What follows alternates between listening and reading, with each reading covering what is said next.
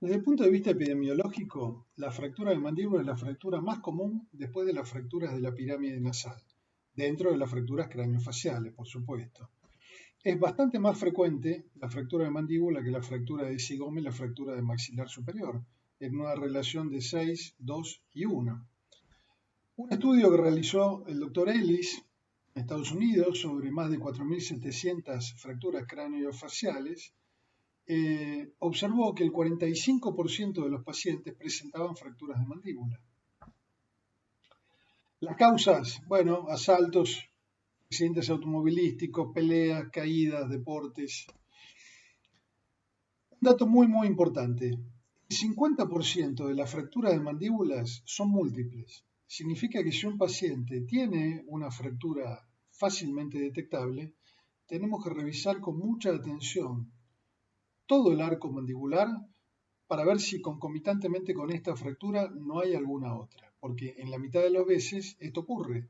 Esta fractura está asociada a alguna otra más.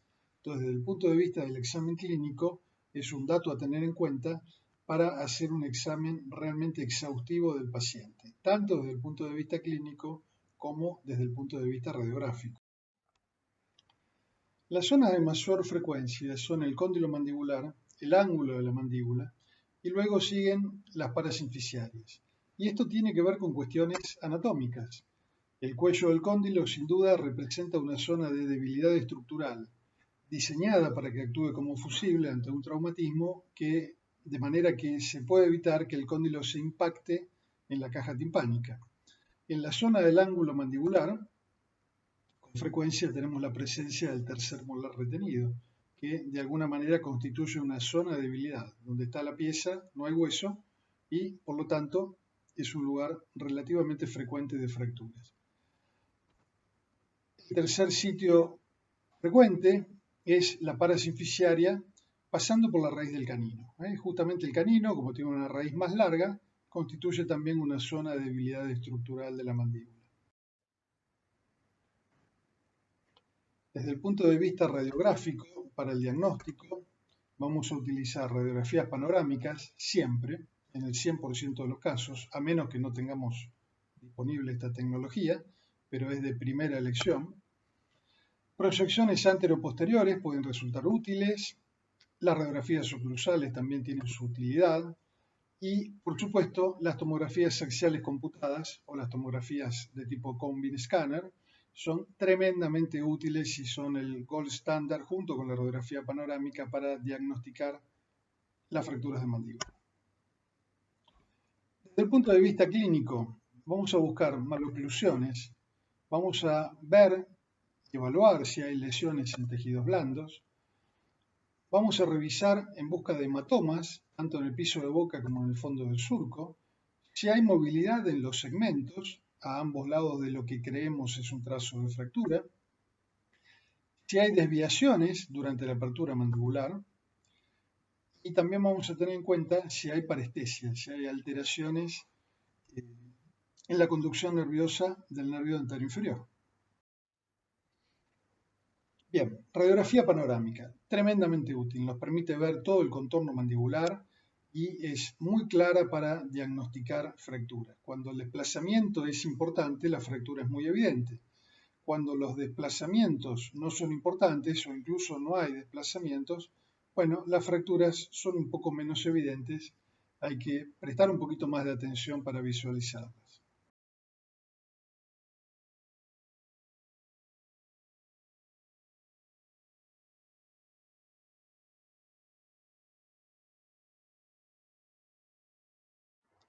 Las técnicas anteroposteriores, como la frontonasoplaca, también son útiles. Cuando hay un desplazamiento importante, una vez más, estas fracturas son fáciles de diagnosticar. Fíjense en este caso, una fractura de sínfisis combinada con una de ángulo. Las radiografías oclusales también tienen su utilidad, sobre todo para el sector anterior y para el cuerpo mandibular. A nivel del ángulo mandibular es más difícil lograr buenas imágenes, pero en cuerpo mandibular y en sector anterior suelen dar imágenes útiles en la clínica. La tomografía, sin duda, hoy es indispensable en el correcto diagnóstico y tratamiento.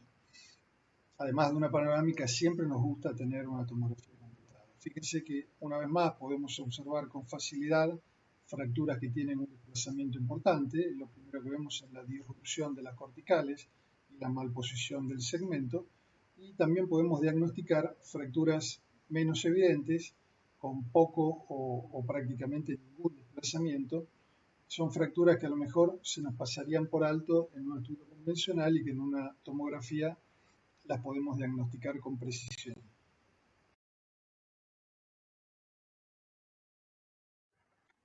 Los cortes coronales tomográficos también son muy útiles. En este caso pueden observar una fractura del cuello de cóndilo con una posición prácticamente horizontal del segmento proximal fracturado, traccionado por el pterigoideo externo. Las imágenes 3D también son útiles a efectos de ubicarnos tridimensionalmente, como su nombre lo indica, en lo que está pasando, ¿no?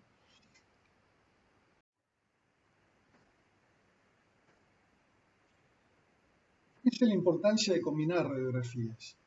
Tengo una panorámica y a lo mejor cuesta diagnosticar esta fractura, o incluso viendo esta fractura, puedo pensar que no hay desplazamiento, que es un desplazamiento mínimo, y eso me llevaría a indicar un tratamiento incorrecto. Fíjense, cuando combino la panorámica con una vista anteroposterior, como esta fractura que parecía muy inocente, nos damos cuenta que es una fractura que tiene un desplazamiento realmente importante. De manera que nunca nos quedamos solamente con la panorámica. Combinarla con una radiografía anteroposterior es muy útil. Siempre buscamos tener dos incidencias en dos planos diferentes a 90 grados una de la otra. Por supuesto, esta imagen puede ser reemplazada por una tomografía computada con cortes axiales, coronales y reconstrucciones 3D. Desde el punto de vista clínico, vamos a buscar también maloclusiones, escalones en el arco dentario, que podrán ir acompañadas además de diastasis en el sentido mesiodistal o no, que cuando el paciente ocluya nos van a generar maloclusiones, más o menos evidentes en función de la severidad del desplazamiento que tenga la fractura. Vamos a evaluar también la presencia de hematomas en el piso de boca o en el fondo del surco. En general, estos hematomas se producen por lesión del periósteo a nivel de la fractura y constituyen un elemento más para sospechar de una posible fractura.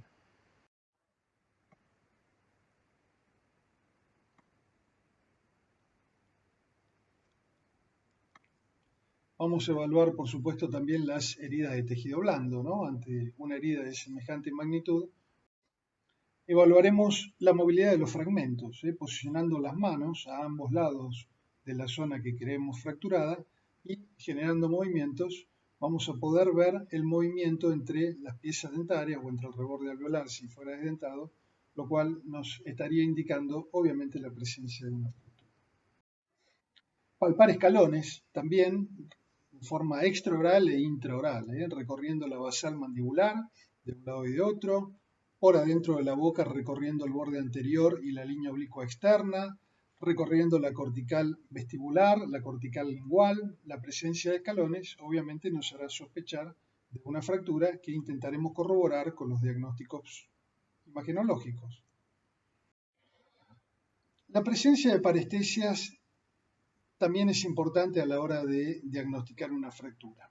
Si tenemos una parestesia, bueno, a veces lo que ocurre es esto, ¿no? Una fractura en el ángulo mandibular o en el cuerpo mandibular con una movilización importante que genera el estiramiento o incluso el guillotinamiento del paquete vasculonervioso del dentario y tenemos como consecuencia una parestesia en la región mentoniana.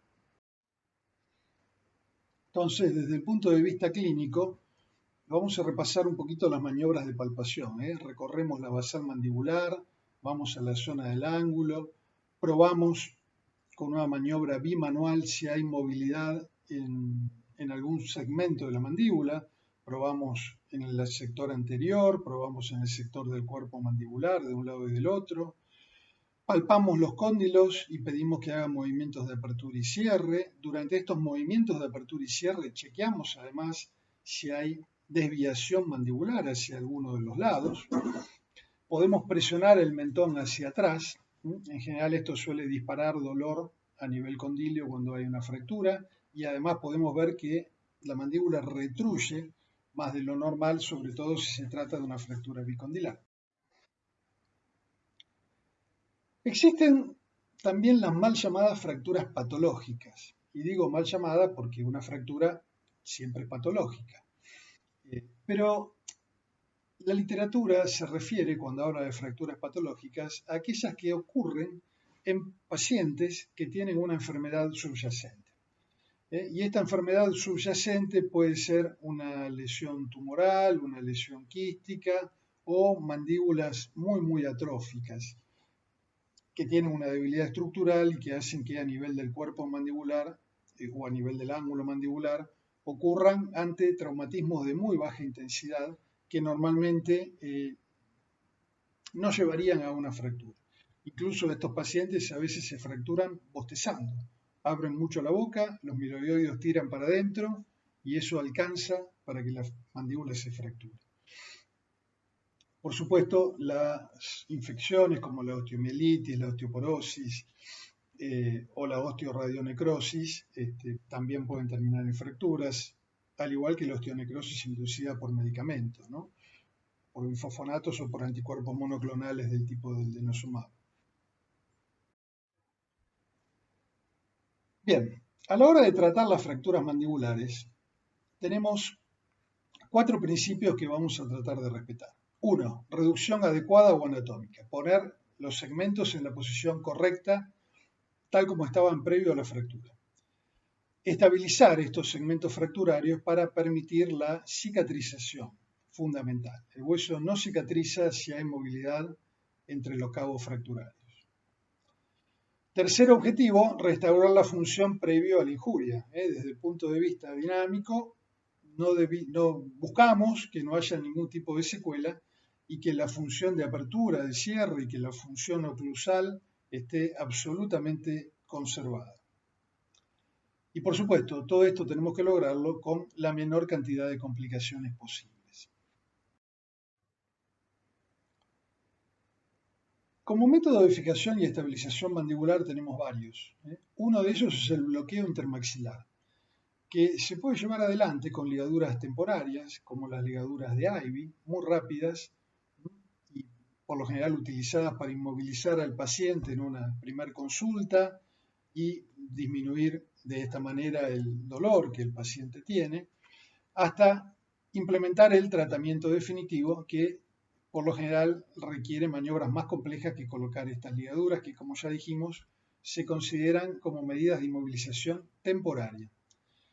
Dentro de este segmento también tenemos las ligaduras de Ernst, otra variante de fijación temporaria muy rápida, muy ágil para hacer en una primera consulta que tenemos con el paciente en la que sospechamos o diagnosticamos una fractura, pero no estamos en condiciones de hacer el tratamiento definitivo en ese momento por varios motivos. Entre otros porque si la resolución va a ser quirúrgica, necesitamos contar, entre otras cosas, con una rutina preoperatoria y con diagnóstico por imágenes adecuado. Luego tenemos los arcos de Ehrlich. Los arcos de Ehrlich, llamados también arcos peines, constituyen un método de fijación excelente y se pueden utilizar como método de fijación definitivo, ya no temporario, no solo temporario de esa fractura, sino como método definitivo. A veces colocamos los arcos de Ehrlich y usamos gomas intermaxilares para llevar al paciente a oclusión. Y una vez que el paciente está en oclusión, bueno, podemos reemplazar estas gomas por alambres para mantenerlo en posición y decidir cuál va a ser el tratamiento definitivo. Si solamente el bloqueo intermaxilar o si el paciente requiere además una reducción y fijación a cielo abierto, una reducción y fijación quirúrgica. También podemos usar los tornillos IMF para bloqueo intermaxilar, muy prácticos. Como ustedes ven, se colocan en forma transmucosa, sin ningún tipo de incisión. Obviamente evitando llevarse por delante la raíz de alguna de las piezas, y luego se puede proceder al bloqueo entre los tornillos del maxilar superior y el maxilar inferior. Se pueden colocar 4, se pueden colocar 6, el número, se pueden colocar 8, el número dependerá de cada caso clínico en particular. Existe también lo que llamamos fijación interna, placas y tornillos para mantener en posición los cabos fracturarios, o tornillos de tipo lag screw, que más adelante veremos, o osteosíntesis con alambres. La osteosíntesis con alambre hoy ya está fuera de uso, salvo por razones económicas en medios hospitalarios donde a lo mejor no hay otro medio disponible, y en esas situaciones, bueno, a veces hay que seguir recurriendo a estas técnicas, pero no es lo habitual. Lo habitual cuando uno piensa en estabilizar una fractura es hacerlo con placas y tornillos o con tornillos de tipo lag screw. Estos son los tornillos de tipo lag screw. Como ustedes ven, el tornillo pasa los dos cabos fracturarios, tiene una porción lisa, de manera que cuando ajustamos este tornillo presenta una fuerza que tiende a acoplar este segmento con el receptor de la parte espiralada del tornillo. Obviamente esto es útil en fracturas biseladas y a veces también se puede usar en fracturas de la sínfisis mandibular. No todas las fracturas se pueden tratar con tornillos de tipo lag screw. Bueno, los alambres que mencionábamos, osteosíntesis con alambres, esto lo usamos mucho cuando yo empecé a hacer cirugía 30 años atrás. Hoy, como les decía, como método de fijación definitivo, realmente no lo utilizamos, salvo que sea por un motivo estricto de falta de recursos económicos. Y luego hay dispositivos de fijación externa. Esto realmente nosotros no lo usamos. Yo en particular tengo cero experiencia con este tipo de dispositivos. Existen, son una alternativa, pero realmente no son de uso frecuente por varios motivos. Incomodidad del paciente, elementos percutáneos que dejan cicatrices. Es bastante más problemática la mayoría de las veces tratar a un paciente de esta manera que recurriendo a la fijación interna. Este es el hardware que usamos para colocar placas y tornillos, para hacer fijación interna. Tenemos placas de distintos tipos, de distintos tamaños, de distintos grosores, más robustas, más flexibles, más maleables. Este es un sistema y una marca comercial, Lawrence, y un sistema que se llama Trauma One, que tiene una variedad y un surtido de placas que nos permite resolver con esta caja prácticamente cualquier fractura que presente el paciente.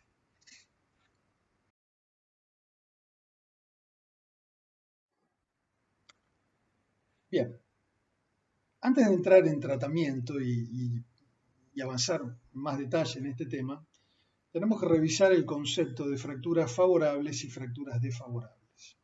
Los trazos de fractura, por su dirección, pueden resultar favorables cuando la acción muscular tiende a afrontar los segmentos. Una fractura en el ángulo mandibular o en el cuerpo mandibular que va desde arriba y atrás hacia abajo y adelante, cuando se activa la cincha pterigomaceterina, tiende a cooptar los segmentos fracturados.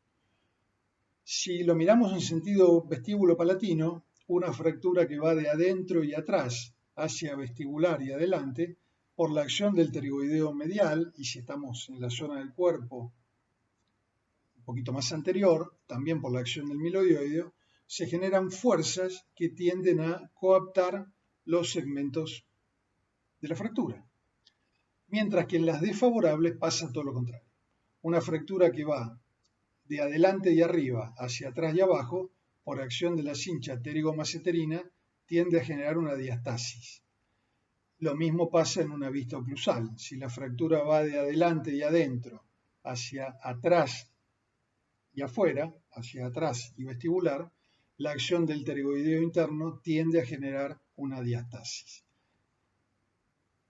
Estas situaciones, favorables o desfavorables, nos condicionan de alguna manera el plan de tratamiento. Influyen decididamente en cuál va a ser la terapéutica instaurada en los pacientes. Bueno, cuando hablamos de urgencia, hablábamos además de lo riesgosas que son las fracturas bilaterales parasinficiarias en función de la vía aérea, ¿no? Como una fractura de la bilateral parasinficiaria puede hacer que la masa lingual pierda sus riendas anteriores y obstruya la orofaringe, dificultando la ventilación del paciente.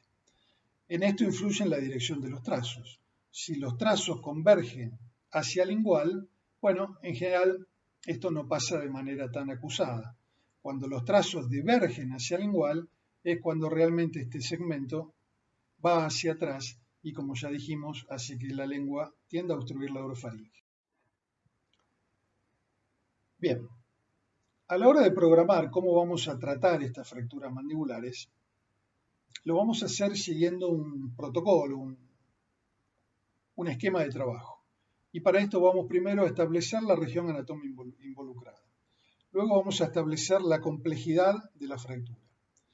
Finalmente decidiremos cómo realizamos la reducción y tenemos que tener en cuenta que la reducción de la fractura y el medio de reducción que utilicemos tiene que ser basado en principios biomecánicos y en principios de fijación de esta mandíbula, de estos cabos fracturarios. De manera que la biomecánica es absolutamente clave para entender la necesidad de reducción con distintos tipos de elementos. Bien, punto número 1, establecer la región anatómica. Podemos tener la fractura en la sínfisis mandibular, en el cuerpo mandibular, en el ángulo mandibular y en la rama ascendente, o en el cuello del cóndilo y en el cóndilo. 2. Establecer la complejidad.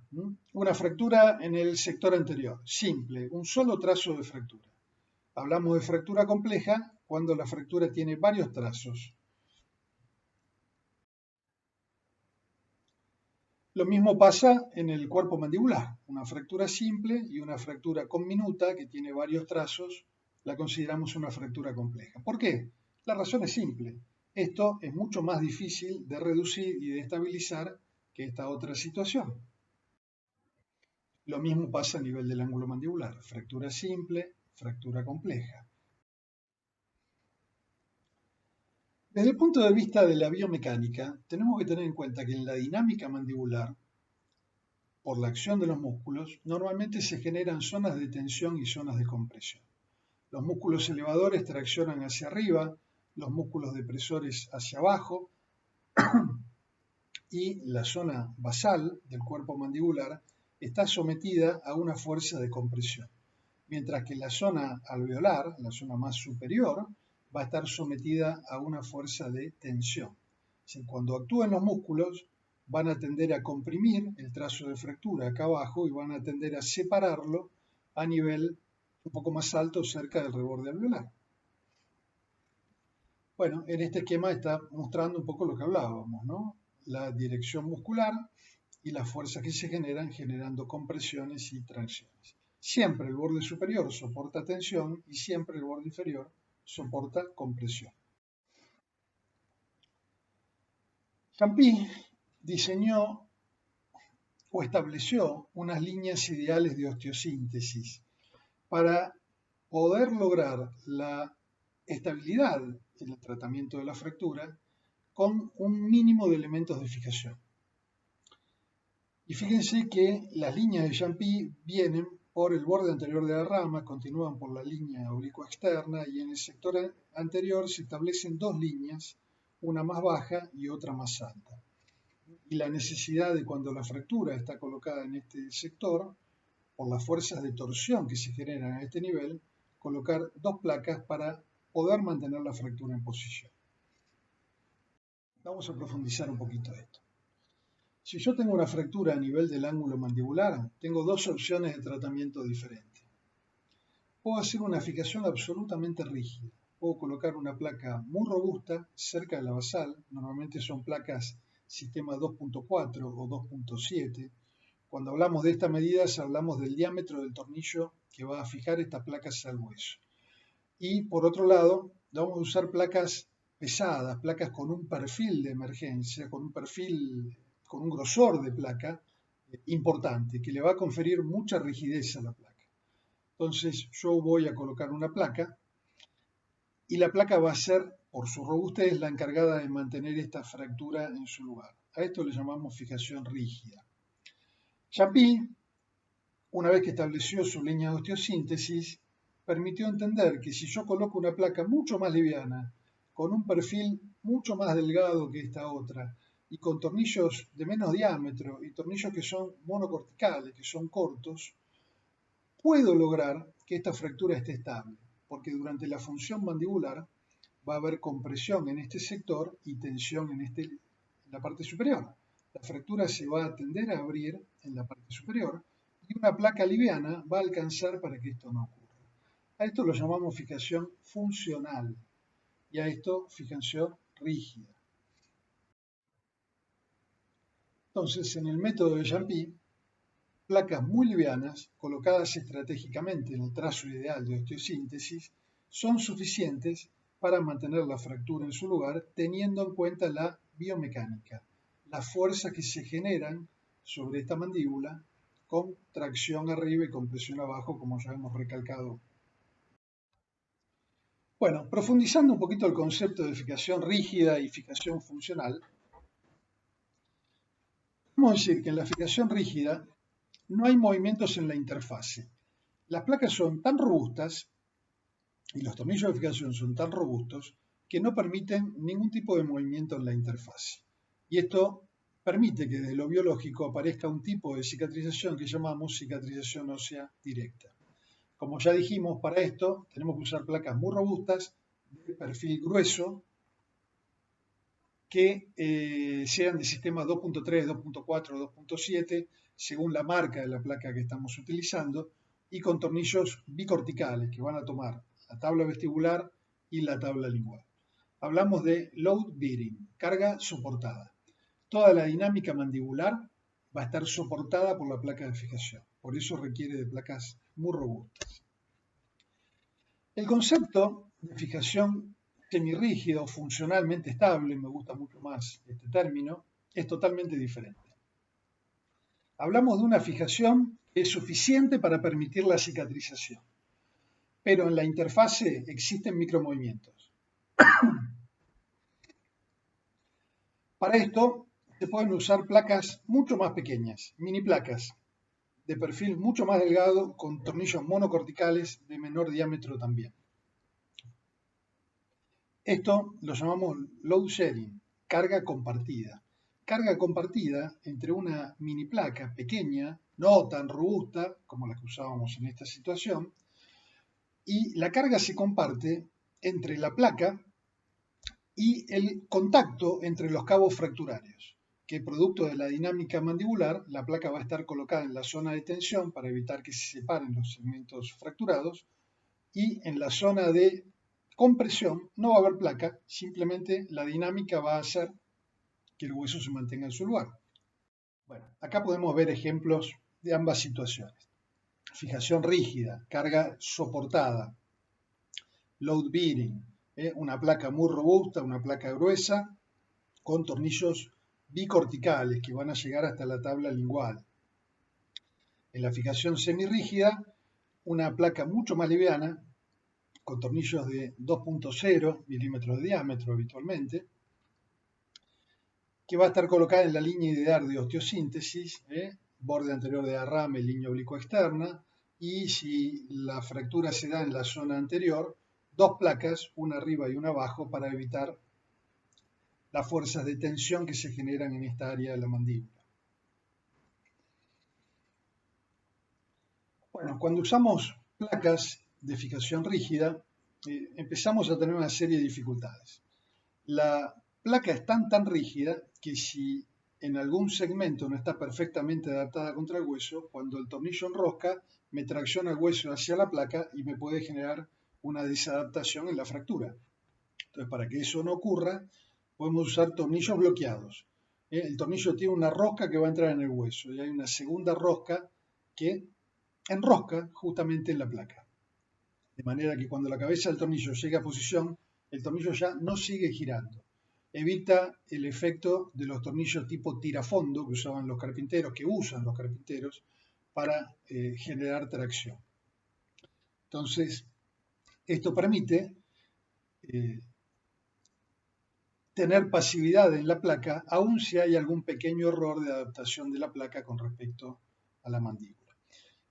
Por otro lado, también estos tornillos hacen este tipo de fijación que se llaman placas locking o placas con bloqueo, hace que haya mucha menos probabilidad de que estos tornillos se aflojen. Es el sistema que más nos gusta cuando pensamos en placas robustas para carga soportada, para low shear.